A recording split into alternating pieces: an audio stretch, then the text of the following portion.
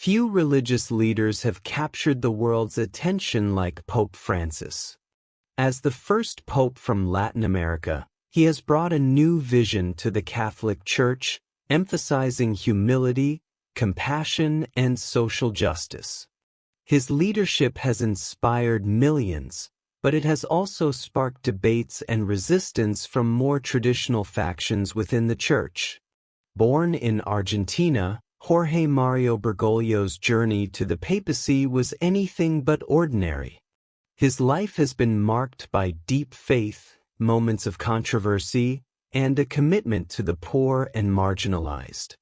Since his election in 2013, he has challenged outdated traditions, redefined the role of the papacy, and called for a church that is more open and inclusive.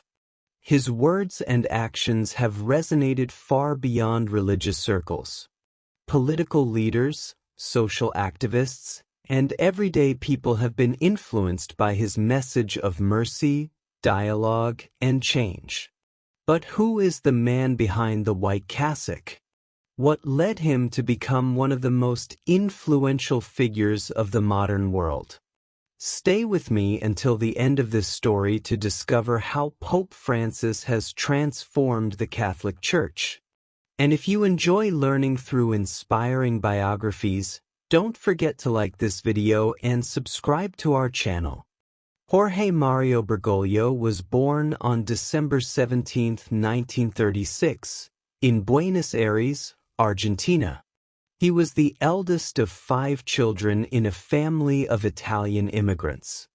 His father, Mario Bergoglio, worked as an accountant for the railway, while his mother, Regina Savori, dedicated her life to raising the children and taking care of the home. From an early age, Jorge showed a deep interest in faith and learning. He attended a local technical school, where he studied chemistry, and for a time, it seemed that his future might be in science rather than religion. As a young man, he enjoyed soccer, literature, and tango music, but his life took an unexpected turn when he suffered a severe lung infection. Part of his right lung had to be removed, a condition that would stay with him for the rest of his life. The illness was a defining moment, strengthening his spirituality and deepening his relationship with God. At the age of 17, Jorge had a profound experience that changed his life forever. While entering a church for confession, he felt a strong call to the priesthood. This moment of clarity led him to abandon his previous career path and dedicate himself entirely to the church. In 1958, he joined the Society of Jesus, also known as the Jesuits, an order known for its commitment to education, social justice, and missionary work. His studies took him across Argentina and abroad, where he gained a reputation for his sharp intellect and deep humility. Over the years, Bergoglio continued his religious formation, studying philosophy and theology, while also working directly with communities in need. His connection to the people, especially the poor, became one of the defining aspects of his ministry. By the time he was ordained a priest in 1969, he had already established himself as a leader who valued simplicity, service, and compassion. But his journey in the church was only beginning, and soon he would face challenges that would test his faith and shape his vision for the future. As Jorge Mario Bergoglio continued his journey in the Jesuit order, his leadership skills became more evident. He was known for his deep spirituality, intellectual curiosity, and commitment to serving the poor. In 1973, at the age of 36, he was appointed provincial superior of the Jesuits in Argentina, a position that gave him significant influence within the religious community. His leadership style was marked by simplicity, humility, and a strong focus on pastoral work. During this time, Argentina was going through a period of political turmoil. The country was under the rule of a military dictatorship, and the government carried out brutal repression against those it considered political opponents. Bergoglio found himself in a difficult position, trying to protect both the church and the people who were at risk. Some accused him of not doing enough to stand against the regime, while others credited him with working secretly to save lives. Years later, testimonies emerged of how he helped priests and activists escape persecution, often putting his own safety at risk. In the 1980s, after completing further studies, he was sent to different Jesuit institutions to teach theology and guide young priests. His experience as a teacher and mentor shaped his vision of a church that should be close to the people. In 1992, Pope John Paul II appointed him Auxiliary Bishop of Buenos Aires. It was a major step in his career, bringing him closer to the heart of the Catholic hierarchy. Just a few years later, in 1998, he was named Archbishop of Buenos Aires, assuming full leadership of one of the most important dioceses in Latin America. As Archbishop, Bergoglio was known for rejecting luxury. Instead of living in the traditional bishop's residence, he chose to stay in a simple apartment. He refused to use a chauffeur-driven car, preferring to take public transportation and walk the streets to stay connected with the people. His focus was on helping the poor, strengthening social programs, and calling for justice in a country marked by economic inequality. By the early 2000s, he had become one of the most respected Catholic leaders in Latin America, admired for his humility, wisdom, and deep commitment to serving others. His leadership would soon take him beyond Argentina, leading to one of the most unexpected moments in modern church history. By the early 2000s, Jorge Mario Bergoglio had established himself as one of the most respected Catholic leaders in Latin America. His simplicity, humility, and strong advocacy for the poor made him a well-known figure within the church. In 2005, following the death of Pope John Paul II, Bergoglio was considered a potential candidate in the papal conclave. However, the cardinals ultimately elected Pope Benedict XVI. Bergoglio returned to Argentina and continued his work as Archbishop of Buenos Aires, focusing on social justice, interfaith dialogue, and strengthening the role of the Church in the community. In 2013, Pope Benedict XVI shocked the world by announcing his resignation, citing health reasons. It was the first papal resignation in nearly 600 years. The announcement led to a new conclave, where cardinals from around the world gathered in the Vatican to elect the next pope. On March 13, 2013, white smoke rose from the Sistine Chapel, signaling that a new pope had been chosen. Moments later, Jorge Mario Bergoglio was announced as the 266th Pope of the Catholic Church. He took the name Francis, becoming the first pope in history to choose this name. The choice was significant, as it was inspired by Saint Francis of Assisi, a figure known for his dedication to poverty, humility, and peace. Pope Francis was also the first pope from Latin America, the first Jesuit pope, and the first non-European pope in over 1,200 years. From the moment he stepped onto the balcony of St. Peter's Basilica, he made history. Unlike his predecessors, he greeted the crowd with a simple "Buona sera," good evening, setting a tone of closeness and warmth. One of his first actions as pope was rejecting the traditional papal apartment, choosing instead to live in a modest guest house in the Vatican.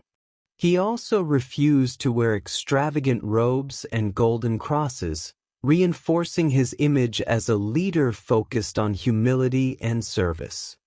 His early days as Pope were filled with symbolic gestures. He personally washed the feet of prisoners and refugees, called for greater compassion toward the poor, and emphasized the need for a church that is closer to the people. His election marked the beginning of a new era in the Catholic Church, one that would be defined by reforms, challenges, and a renewed focus on mercy and inclusion. From the beginning of his papacy, Pope Francis made it clear that he wanted to bring change to the Catholic Church.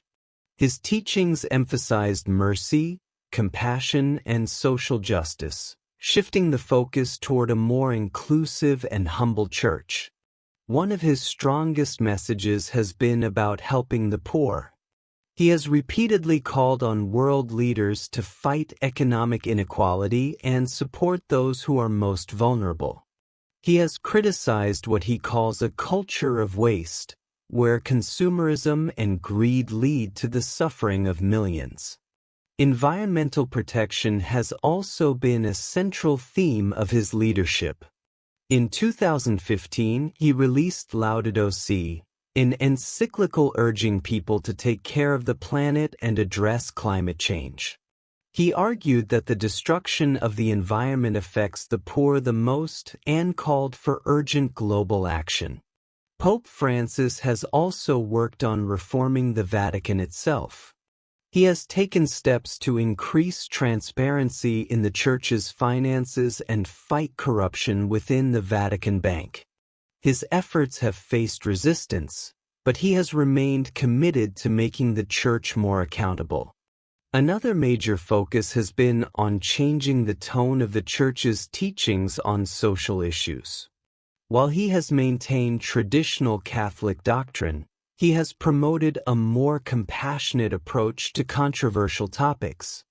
On LGBTQ+ issues, he famously said, "Who am I to judge?" when asked about gay priests. He has encouraged the Church to welcome all people, regardless of their sexual orientation, while still upholding Catholic beliefs. He has also urged the Church to show more understanding toward divorced and remarried Catholics, a group that was often excluded from receiving sacraments. His writings and teachings have encouraged more flexibility and inclusion in church policies. Despite his progressive tone, he has remained firm on issues like abortion, calling it a crime, and emphasizing the Church's pro-life stance. However, he has also encouraged priests to offer forgiveness to women who have had abortions, reinforcing his message of mercy. His efforts to modernize the Church's image have been met with both praise and criticism. Many Catholics appreciate his focus on kindness and acceptance, while some conservative members of the Church believe he has gone too far in changing traditions. Regardless of opinions, Pope Francis has made it clear that he wants a church that listens, serves, and adapts to the needs of the people. His teachings continue to shape the future of Catholicism, as he challenges both believers and leaders to reflect on their role in the world. Pope Francis is not only a great leader, but also a great writer. He has shared his wisdom and teachings in many books, which you can buy on Amazon through the link in the description or the first pinned comment. Reading his books will help you learn more about Pope Francis while also improving your English. You can get fast delivery or choose a digital version for Kindle, so you can read anytime, anywhere. By purchasing through our link, you support our channel, allowing us to continue bringing you more amazing content. Thank you for your support. Despite his popularity, Pope Francis has faced significant challenges and criticism throughout his papacy. His efforts to reform the Church and address global issues have not always been met with universal support. One of the biggest challenges has been resistance from within the Church. While many Catholics appreciate his message of compassion and openness, Some conservative cardinals and bishops believe he is moving too far from traditional church teachings. His emphasis on social justice, his approach to LGBTQ+ issues, and his willingness to challenge the Vatican bureaucracy have created tensions among church leaders. The issue of clerical abuse has also been a major controversy. The Catholic Church has been plagued by decades of scandals involving priests accused of sexual abuse. Pope Francis has promised stronger measures to protect victims and hold abusers accountable. He has removed high-ranking clergy involved in cover-ups and established new policies to handle abuse cases more effectively. However, critics argue that his response has not been strong enough. Some victims' groups believe that the Church still does not do enough to prevent abuse and punish those responsible. Scandals continue to emerge, putting pressure on the Vatican to take even more decisive action. Pope Francis has also been criticized for his relationship with world leaders. He has met with controversial figures, including leaders accused of human rights violations. While some see this as an effort to promote diplomacy and peace, others believe he should take a stronger stance against oppressive regimes. His views on capitalism and economics have also sparked debate. He has criticized unregulated capitalism, calling it a system that creates inequality and exploitation. Many social activists support his message, but some business and political leaders argue that his stance is too anti-market and could discourage economic growth. In addition to internal and political challenges, Pope Francis has faced growing secularism. Many countries, especially in Europe and North America, are seeing declining church attendance and increasing numbers of people who identify as non-religious. He has acknowledged this trend and has tried to make the Church more welcoming, but the challenge of keeping faith relevant in the modern world remains. Despite these difficulties, Pope Francis continues to push forward with his vision. He has demonstrated a willingness to listen to criticism and adapt, while remaining firm in his commitment to mercy, justice, and reform. His leadership has tested the balance between tradition and progress, and the future of the Church under his guidance remains a topic of intense discussion among Catholics and the global community. Pope Francis has become one of the most influential figures in the world. His leadership extends far beyond the Catholic Church, shaping global discussions on social justice, peace, and environmental responsibility. One of his most significant contributions has been his role as a mediator in international conflicts. He has worked to improve diplomatic relations between nations, playing a key part in restoring relations between the United States and Cuba. His calls for peace in regions affected by war, such as Syria and Ukraine, have positioned him as a moral leader in global politics. His efforts to promote interfaith dialogue have also been widely recognized. He has met with Muslim, Jewish, Buddhist, and Hindu leaders, emphasizing the importance of religious unity and cooperation. His visits to countries with significant non-Christian populations, including the United Arab Emirates, Iraq, and Myanmar, have sent a strong message of tolerance and understanding. Pope Francis has also had a profound impact on discussions about climate change. His encyclical Laudato Si called for urgent action to protect the environment, arguing that climate change is a moral issue that affects the poor the most. His message has influenced policymakers, environmental activists, and religious communities worldwide. His emphasis on helping migrants and refugees has been another defining aspect of his papacy. He has repeatedly called for nations to welcome those fleeing war and poverty, criticizing policies that close borders to asylum seekers. While his stance has been praised by humanitarian organizations, it has also faced opposition from political groups advocating stricter immigration controls. In the Catholic Church, his reforms have started shaping a new generation of leaders. He has appointed cardinals from diverse backgrounds, ensuring that the church leadership reflects the global nature of Catholicism. His focus on inclusivity and pastoral care has influenced how priests and bishops approach their work, particularly in communities that have felt marginalized. Despite challenges, Pope Francis's legacy is already taking shape. His vision of a humble, merciful, and socially engaged church has inspired millions. He has reshaped the papacy, bringing it closer to ordinary people and making faith more accessible in a rapidly changing world. Whether through his speeches, travels, or direct actions, Pope Francis has left an undeniable mark on history.